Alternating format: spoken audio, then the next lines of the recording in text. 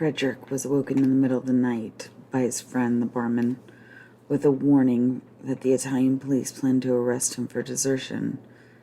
He and Catherine set out in the small open boat on the big open lake, hoping to make it safely to Switzerland. What lies beyond that is completely unknown. My name is Trisha Sulpizio, and I'm your host for Tea and Bedtime Stories. In this episode, we'll continue reading Ernest Hemingway's novel, A Farewell to Arms. Last time we read and discussed chapter 36 of book 4, and now I'll continue the story with chapter 7. After tonight's reading, I will follow up with quick facts and my impressions. So let's begin. Chapter 37. I rode in the dark, keeping the wind in my face. The rain had stopped and only came occasionally in gusts. It was very dark and the wind was cold. I could see Catherine in the stern, but I could not see the water where the blades of the oars dipped. The oars were long, and there were no leathers to keep them from slipping out. I pulled, raised, leaned forward, found the water, dipped and pulled, rowing as easily as I could. I did not feather the oars because the wind was with us. I knew my hands would blister, and I wanted to delay it as long as I could. The boat was light and rowed easily. I pulled it along in the dark water. I could not see, and I hoped we would soon come opposite Pallanza.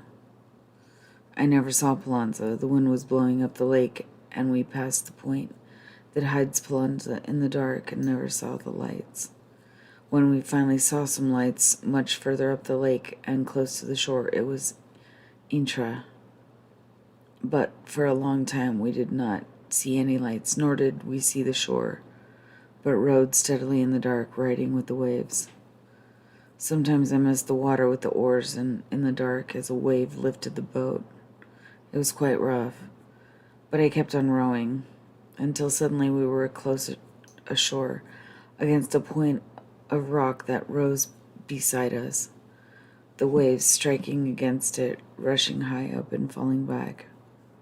I pulled hard on the right oar and backed water with the other, and we went out on the lake again. The point was out of sight, and we were going up the lake. "We're across the lake," I said to Catherine. "Weren't we going to see Pallanza? We've missed it.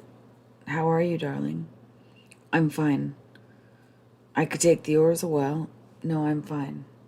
"Poor Ferguson," Catherine said. "In the morning she'll come to the hotel and find we're gone." "I'm not worrying so much about that," I said, "as about getting into the Swiss part of the lake before it's daylight and the custom guards see us." "Is it a long way?" "It's 30-some kilometers from here." I rowed all night. Finally, my hands were so sore I could hardly close them over the oars. We were nearly smashed up on the shore several times. I kept fairly close to the shore because I was afraid of getting lost on the lake and losing time. Sometimes we were so close we could see a row of trees in the road along the shore, with the mountains behind.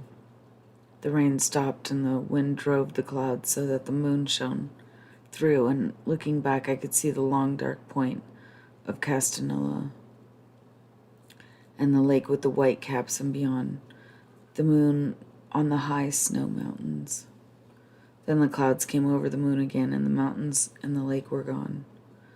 But it was much lighter than it had been before, and we could see the shore. I could see it too clearly, and pulled out where they would not see the boat if there were custom guards along the Pallanza road. When the moon came out again, we could see the white villas on the shore and the slopes of the mountain and the white road where it showed through the trees. All the time I was rowing. The lake widened, and across it on the shore, at the foot of the mountains on the other side, we saw a few lights that should be Luino. I saw a wedge-like gap between the mountains on the other side of the shore, and I thought, that must be Luino. If it was, we were making good time. I pulled in the oars and lay back in the seat. I was very, very tired of rowing. My arms and shoulders and back ached, and my hands were sore. "I could hold the umbrella," Catherine said. "We could sail with the wind." "Can you steer?" "I think so." You can take this oar and hold it under your arm close to the side of the boat and steer, and I'll hold the umbrella. I went back to the stern and showed her how to hold the oar.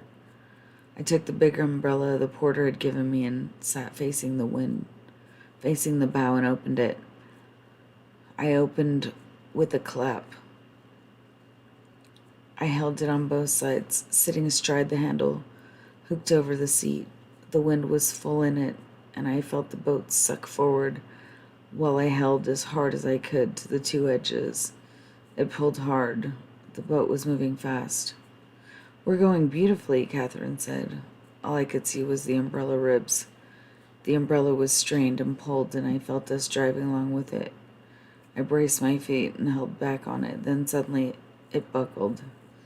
I felt a rib snap on my forehead. I tried to grab the top of that was bending with the wind, and the whole thing buckled and went inside out, and I was astride the handle of an inside-out ripped umbrella where I had been holding a wind-filled pulling sail. I unhooked the handle from the seat, laid the umbrella in the bow, and went back to Catherine for the oar. She was laughing. She took my hand and kept on laughing. "What's the matter? You look so funny holding that thing." "I suppose so." "Don't be cross, darling. It was awfully funny. You looked about 20 feet broad and very affectionate holding the umbrella by the edges." She choked. "Oh, I'll row. Take a rest and drink. It's a grand night and we've come a long way. I have to keep the boat out of the trough of the waves. I'll get you a drink. Then rest a little while, darling." I held the oars up and we sailed with them. Catherine was opening the bag. She handed me the brandy bottle. I pulled the cork with my pocket knife, and took a long drink.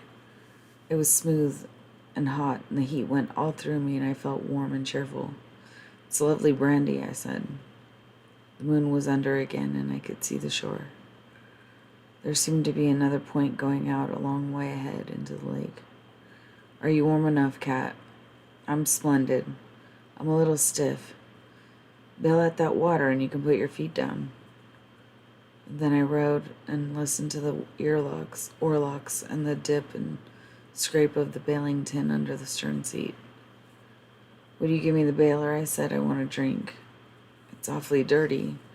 "That's all right, I'll rinse it." I heard Catherine rinsing it over the side. Then she handed it to me, dipped full of water. I was thirsty after the brandy, and the water was icy cold. So cold it made my teeth ache. I looked toward the shore. We were close to the long point.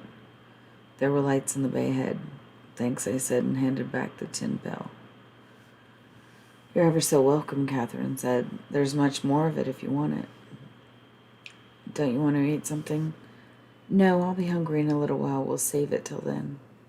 "All right." What looked like a point ahead was a long, high headland. I went further out in the lake to pass it. The lake was much narrower now. The moon was out again, and the Guardia di Finanza could have seen our boat black on the water if they had been watching. "How are you, Cat?" I asked. "I'm all right. Where are we?" "I don't think we have more than about 8 miles more." "That's a long way to row. You poor sweet. Aren't you dead?" "No, I'm all right. My hands are sore is all." We went up on the lake. There was a break in the mountains on the right bank, a flattening out with a low shoreline that I thought must be Canobbio. I stayed a long way out because it was from now on that we ran the most danger of meeting Guardia. There was a high dome-capped mountain on the other shore, away ahead. I was tired. It was no great distance to row, but when you were out of condition, it had been a long way. I knew I had to pass that mountain and go up the lake at least 5 miles further before we would be in Swiss water. The moon was almost down now, but before it went down, the sky clouded over again, and it was very dark. I stayed well out in the lake, rowing a while, then resting and holding the oar so that the wind struck the blades. "Let me row a while," Catherine said. "I don't think you ought to." Nonsense. It would be good for me. It would keep me from being stiff. I don't think you should, Kat. Nonsense. Rowing in moderation is very good for the pregnant lady. All right, you row a little moderately. I'll go back, then you come up. Hold on to both gunwales when you come up. I sat in the stern with my coat on and the collar turned up and watched Catherine row. She rowed very, very well, but the oars were too long and bothered her. I opened the bag and ate a couple of sandwiches and took a drink of the brandy. It made everything much better, and I took another drink. Tell me when you're tired, I said. Then a little later, watch out the oar doesn't pop you in the tummy. If it did, Catherine said between strokes, life might be much simpler.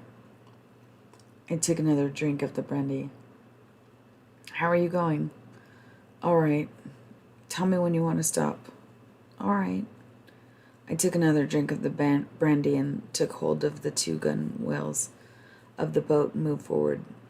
No, I'm going beautifully. Going back to the stern. I've had a grand rest. For a while with the brandy, I rowed easily and steadily.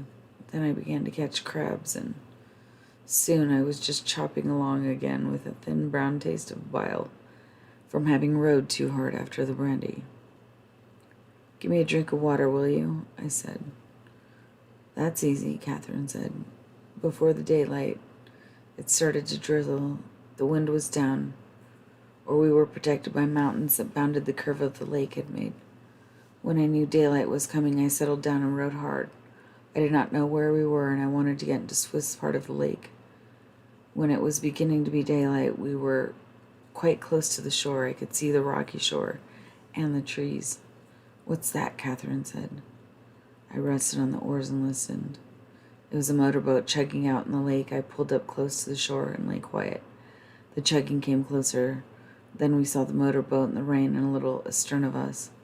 There were 4 Guardia di Finanza in the stern, their Alpini hats pulled down, their cape collars turned up, and their carbines slung across their backs.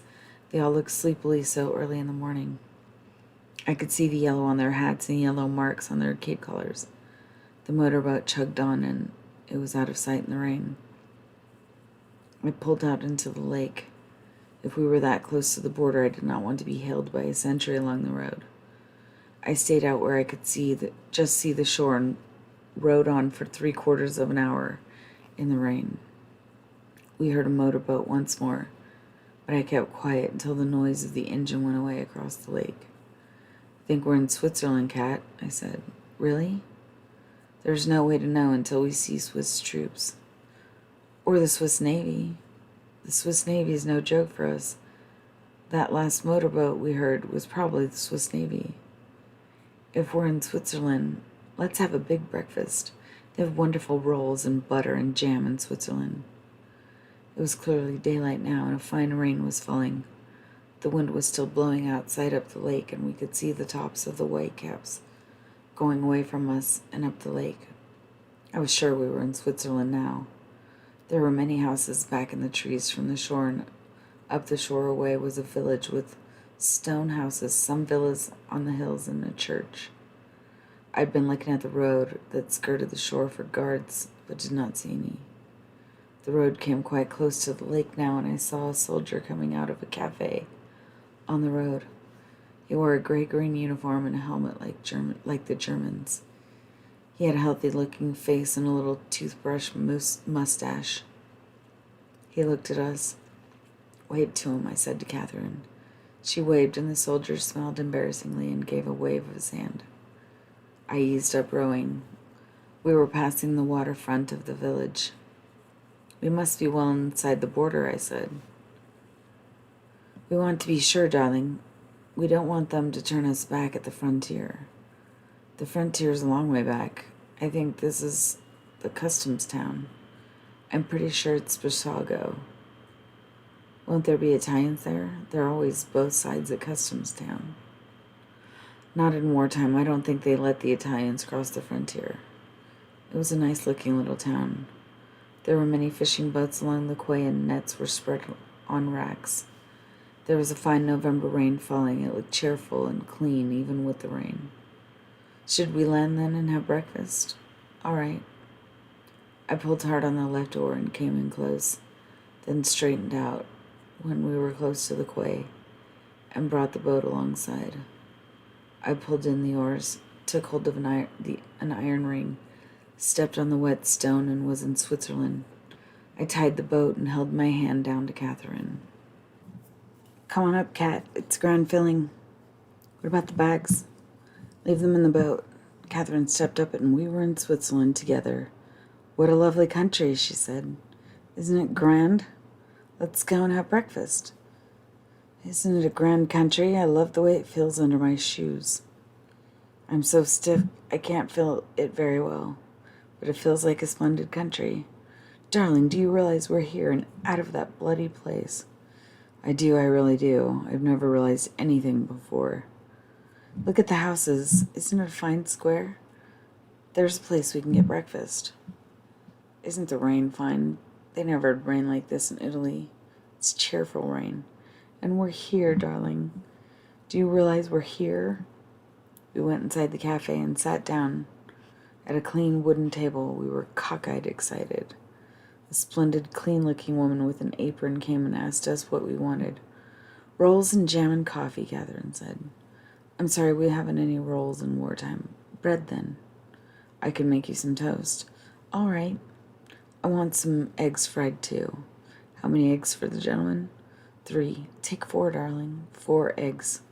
The woman went away. I kissed Catherine and held her hand very tight. We looked at each other and at the cafe. Darling, darling, isn't it lovely? It's grand, I said. I don't mind there not being rolls, Catherine said. Thought about them all night, but I don't mind it. I don't mind it at all. I suppose pretty soon they'll arrest us. Never mind, darling. We'll have breakfast first. You won't mind being arrested after breakfast. And then there's nothing they can do to us. We're British and American citizens in good standing. You have a passport, haven't you? Of course. Oh, let's not talk about it. Let's be happy. I couldn't be any happier, I said. A fat gray cat with a tail that lifted like a plume crossed the floor to our table and curved against my leg to purr each time she rubbed. I reached down and stroked her. Catherine smiled at me very happily. Here comes the coffee, she said. They arrested us after breakfast. We took a little walk through the village, then went down to the quay to get our bags. A soldier was standing guard over the boat. Is this your boat? Yes. Where do you come from? Up the lake. Then I have to ask you to come with me. How about the bags? You can carry the bags. I carried the bags, and Catherine walked beside me, and the soldier walked along behind us to the old custom house. In the custom house, the lieutenant, very thin and military, questioned us. What nationality are you? American and British. Let me see your passports. I gave him mine, and Catherine got hers out of her handbag. He examined them for a long time. Why do you enter Switzerland this way in a boat? I'm a sportsman, I said. Rowing is my great sport. I always row when I get a chance. Why do you come here? For the winter sport. We're tourists and we want to do the winter sport. There's no place for winter sport. We know it. We want to go where they have winter sport. What have you been doing in Italy? I've been studying architecture. My cousin has been studying art. Why do you leave here? Why did you leave there? We want to do the winter sport. With the war going on, you cannot study architecture. You'll please stay where you are, the lieutenant said. He went back into the building with our passports. You're splendid, darling, Catherine said. Keep on the same track. You want to do the winter sport. Do you know anything about art? Rubens, said Kathy. Large and fat, I said. Titian, Catherine said. Titian-haired, I said. How about Mantegna? Don't ask hard ones, Catherine said. I know him, though. Very bitter. Very bitter, I said. Lots of nail holes. You see, I'll make a fine wife, Catherine said. I'll be able to talk art with your customers. Here he comes, I said. The lieutenant came down the length of the custom house, holding our passports. I'll have to send you to Locarno, he said. You can get a carriage and a soldier will go in it with you. All right, I said. What about the boat? The boat is confiscated. What have you in those bags? He went all through the 2 bags and held up the quarter bottle of brandy. Would you join me in a drink? I asked. No, thank you. He straightened up. How much money have you? 2,500 lira. He was favorably impressed. How much has your cousin? Catherine had a little over 1,200 lira. The lieutenant was pleased. His attitude toward us became less haughty. If you are going for winter sport, he said, Wengen is the place. My father has a very fine hotel at Wengen. It's open all the time. That's splendid, I said. Could you give me the name? I'll write it on a card. He handed me the card very politely. The soldier will take you in to Locarno. He will keep your passports. I regret this, but it's necessary. I have good hopes they'll give you a visa or police permit at Locarno. He handed the 2 passports to the soldier, and carrying the bag, we started into the village to order a carriage. Hi, the lieutenant called to the soldier. He said something in German dialect to him. The soldier slung his rifle on his back and picked up the bags. It's a great country, I said to Catherine. It's so practical. Thank you very much, I said to the lieutenant. He waved his hand. Service, he said. We followed our guard into the village.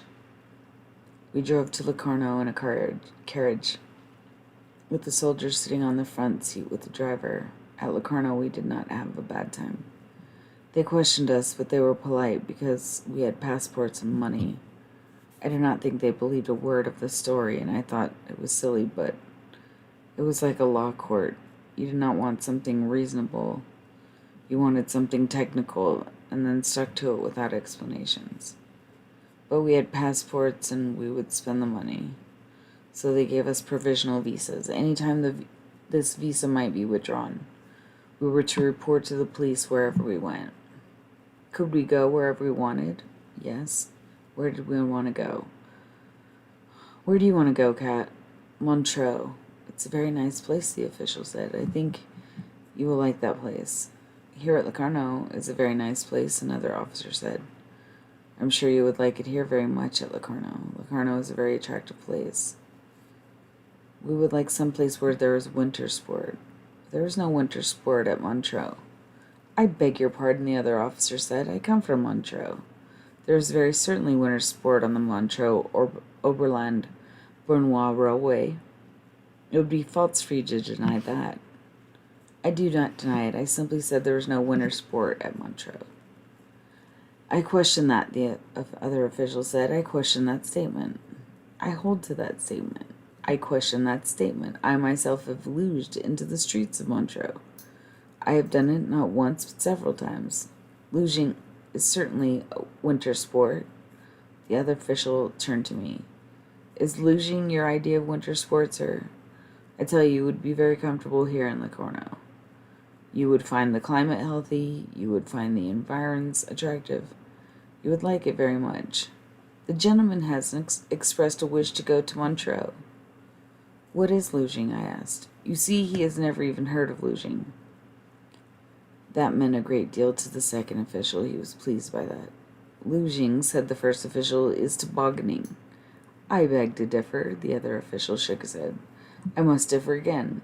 The toboggan is very different from the luge. The toboggan is constructed in Canada of flat laths. The luge is a common shed with runners. Accuracy means nothing. Couldn't we toboggan? I asked. Of course you could toboggan, the first official said. You could toboggan very well. Excellent Canadian toboggans are sold in Montreux. Oaks Brothers sell toboggans. They import their own toboggans. The second official turned away. Tobogganing, he said, requires a special piste. You could not toboggan into the streets of Montreux. Where are you stopping here? We don't know, I said. We just drove in from Brissago. The carriage is outside. Make no mistake in going to Montreux, the first official said. You will find the climate delightful and beautiful. You will have no distance to go for winter sport. If you really want winter sport, the second official said, you will go to Engadine. or to Murin. I must protest against your being advised to go to Montreux for the winter sport. At Les Avants, above Montreux, there is an excellent winter sport of every sort. The champion of Montreux glared at his colleague. Gentlemen, I said, I am afraid we must go. My cousin is very tired. We will go tentatively to Montreux. I congratulate you, the first official shook my hand. I believe that you will regret leaving Locarno, the second official said. At any rate, you will report to the police at Montreux. There will be no unpleasantness with the police, the first official assured me. You will find all the inhabitants extremely courteous and friendly. Thank you both very much, I said. We appreciate your advice very much. Goodbye, Catherine said. Thank you both very much. They bowed us to the door and the champion of Locarno a little coldly. We went down the steps and into the carriage.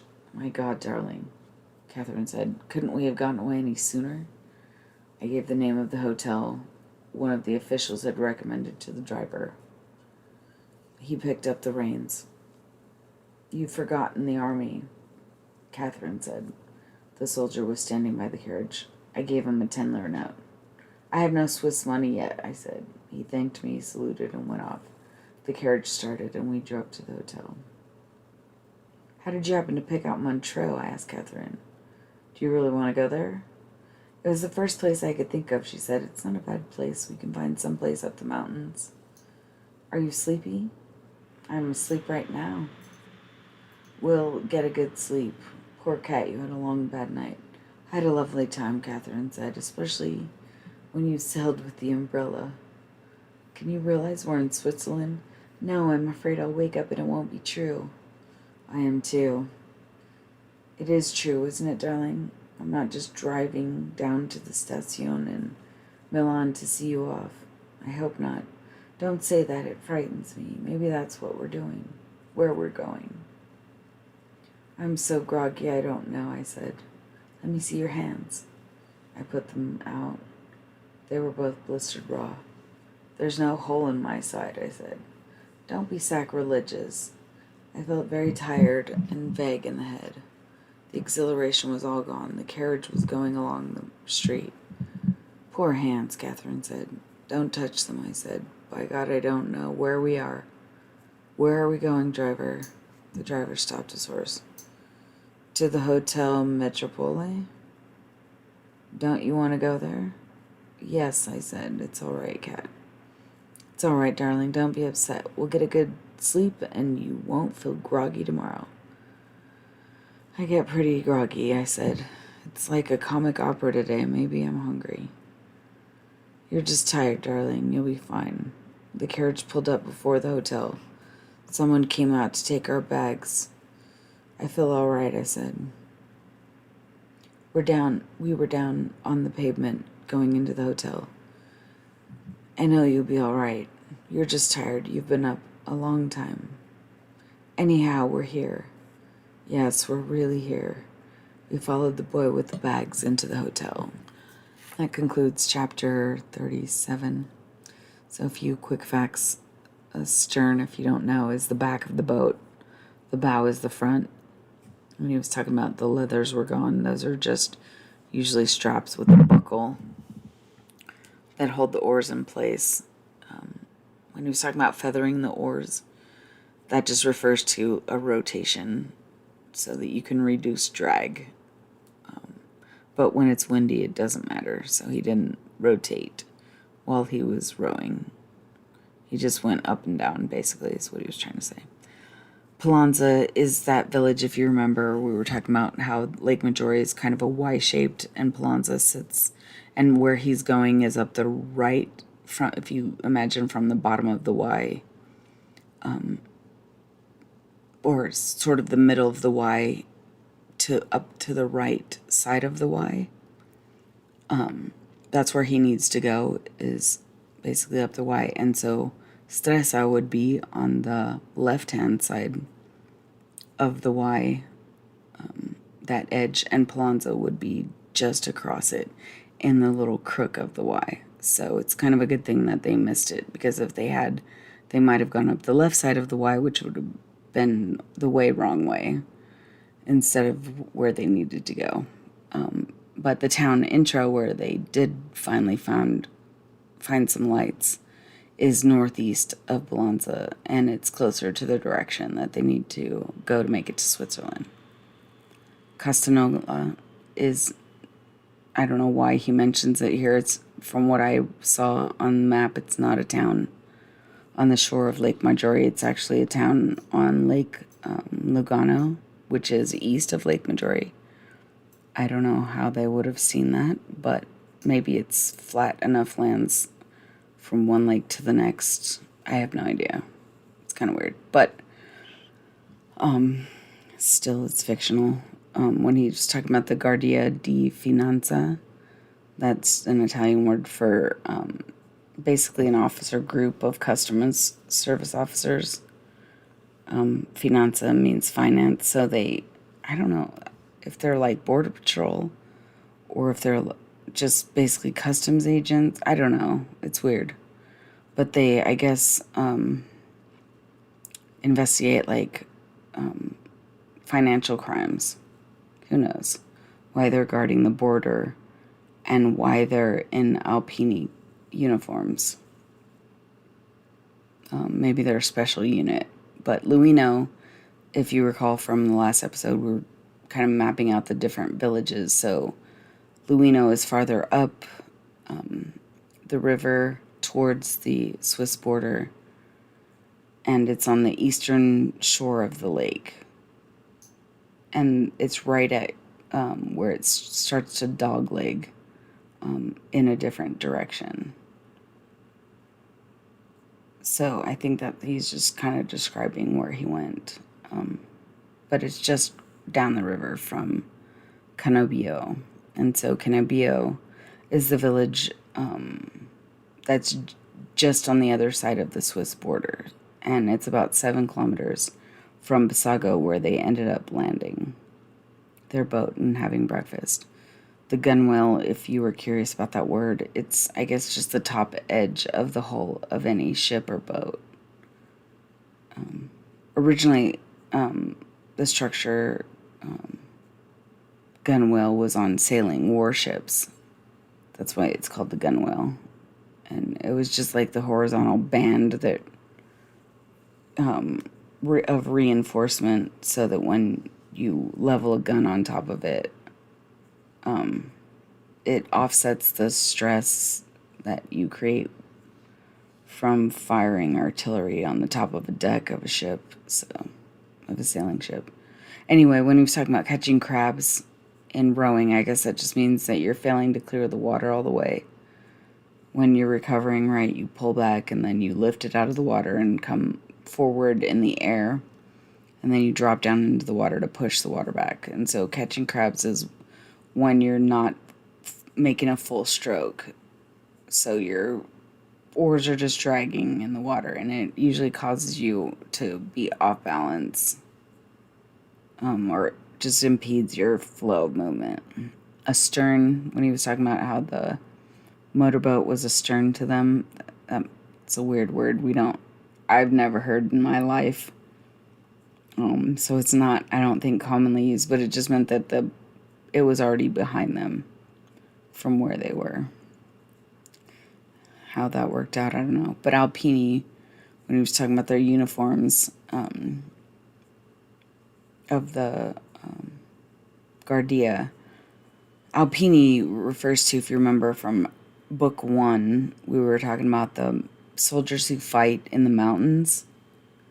Those men are crazy, from what I read.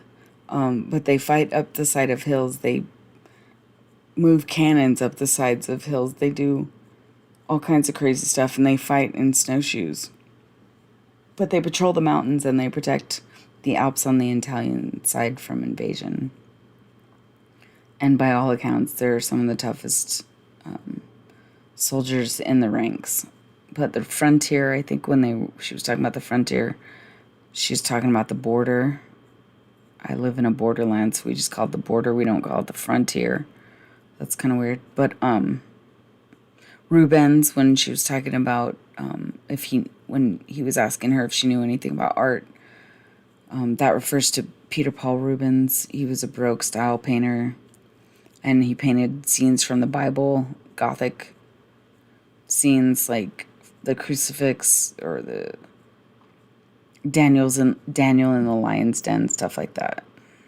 Dark, moody, classical paintings, I guess. Titian refers to another painter, but he was an Italian Renaissance painter, Tiziano Vecellio. I think that's how you say his name. But his work includes paintings from Greek mythology as well. Characters like Venus and Adonis or Diana. Titian-haired just means blonde. So I think he was teasing her when he said that. Anyway, Mantegna, I think I'm saying that right, was Adrian Mantegna. And he was also an Italian Renaissance painter who depicted scenes from the Bible stories, along with other mythological figures. And his scenes are pretty graphic. And the tone of his work is really dark. That's probably why he said a lot of nails. I don't know exactly what that means. I don't get humor from 100 years ago very well. Maybe you do. I'd love to know what you're thinking. But anyway, Locarno is a town, obviously, in Switzerland. It's just north of where they landed Brizzano. It's like the next major town on the road from Brissago, about 7 kilometers northeast on the river. But interestingly, it would be the site of the 1925 peace conference was in Brizzano. And Vengen, or Wengen, I don't know how you would pronounce that, but it's a winter resort. It's about 200 kilometers northwest of Locarno by road. So it would be going back, I guess, west, but northwest. And Montreux is also west, on the western border of Switzerland.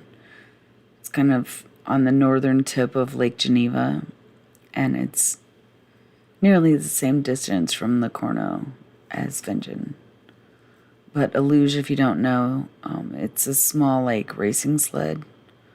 You, like, lay down in it. They have it in the Winter Olympics. But it does look really out of control. And the riders, you just lay on your back face up with your feet forward. So it's really hard to steer. And I don't know. You have to use your balance and body weight to steer it. So that's why he was saying that it needs a specific piste, or however you say that in Italian. It's an Italian word for tracks or trails. So you have to have a special track. You can't, like, tobogganing is just sledding. Basically, you can do that down any hill, but to do the luge, you need a special track. And when he was suggesting Engadine, I think that's how you say it, or Engadine, it's a valley in the upper Inn River, East Switzerland area. It's a site of a lot of, like, resorts and stuff, like winter vacations, I guess. But it's almost to Liechtenstein, and it's extremely remote. So when he was sending them to, like, Muren, these are all really remote places in Switzerland. Like, the only way you can get there, I think, is by, like, tram or something like that. They don't even have trains that go up that altitude in those areas. So you have to take, like, a sky tram or something to get there. It looks beautiful in the description. Description, I put the links, and there's even, like, a walking tour of Muren. It's so picturesque and cute. Like, any of these little towns would be so adorable for them to stay in. And so it's kind of cute that they talk about all of those in that little comedic exchange or whatever. Anyway, Les Avants is another little town, but it is like a suburb, kind of. It's north of Montreux, where they said they're headed. But it was a village built specifically to to be a ski resort and hotel for winter sport, as they would say. And stazione, when she said she was hoping that they weren't just going to the station, that's what that means. It's just the Italian word for it. And when he said, "There's no hole in my side," and she said, "Don't be sacrilegious," that was a reference to Jesus and the stigmata when he was crucified. The Romans apparently stuck him with a spear, so because he had blistered palms, I guess, because Christ was pierced through his palms, he's trying to make a, I don't know, joke. It's funny that for a non-religious person, this story is like riddled with religious symbolism and religious stories being injected into the subtext. Anyway, that's all for the quick facts. My impressions, I think when she worries that she offended him by laughing at him when he was messing with the umbrella and it and it blew apart, it shows how little these two know about each other, that she was so worried that he couldn't laugh at himself. Maybe that was a thing of the time, because men of that era obviously were very stoic and maybe found it very hard to laugh at themselves or be laughed at by someone. Might have made them feel very embarrassed or even humiliated. But it does show how little these two know each other and how uncomfortable it is when you're, quote unquote, in love with someone you hardly know. I don't know if you've ever had that experience, but I've been infatuated with people, and then it just feels uncomfortable because you don't really know them, but you don't know what to say to them because you're awkward, and it's just strange. And I don't know, it just feels very juvenile. It's kind of cute, but still. I think her offer to row says a lot about her strength and fortitude. I think it's really admirable. She's obviously not a princess or whatever. And she's very eager to please. And so she's probably had to be very strong. And working in the hospital, I'm sure, made her pretty tough. But when she said that if she did get hit with this oar in the stomach, that her life would be simpler, I think that was really telling. I think it's also very sad, but true. If she did miscarry, she would be free. And as it stands, she's bound to Henry forever. With or without a marriage certificate, in one way or another, she's bound to him, either in memory or in real life, if they raise this child together. But God bless the Swiss people. What a stark contrast from the experience of being in Italy. I mean, the Italian people, I think he tried to paint them favorably as well. But the Swiss are just painted out to be so polite. And I think that was purposeful, obviously, for dramatic tension and ease, which is what Hemingway is, does these points and counterpoints all throughout his narratives. So I think he had to show the, again, the opposites in the two places. But I'm starting to appreciate the appeal of literature in that sense, that it can be emotionally transportive, right? We go from one extreme to another. And it requires a sort of self-reflection, or at least it has required me to self-reflect. I wonder if it's the same for you. I just think having to delve into these people's story and this author's mind and the historical context, but also just the human interactions has been really interesting. And for me, I somehow feel a little bit different after being immersed in the story. And I don't know, it's in a weird way forced me to re-examine my core values and what I believe. But we are switching to a new book. So in the next book, I'm certain it'll be heart-wrenching in one way or another. But I can honestly say that I'm really glad that I chose to read this book with you. I hope it's been somehow worthwhile or edifying for you as well. But that's all I have for chapter 37 of book 4. As always, I've linked the references in the description for you to review if you're curious. But in the next episode, we'll pick up where we left off, and we'll begin the final book, 5, with chapter 38. There will only be 4 more chapters left of this novel, A Farewell to Arms by Ernest Hemingway. So please join me for a few more episodes of Tea and Bedtime Stories. I look forward to talking to you again soon. Thanks for listening.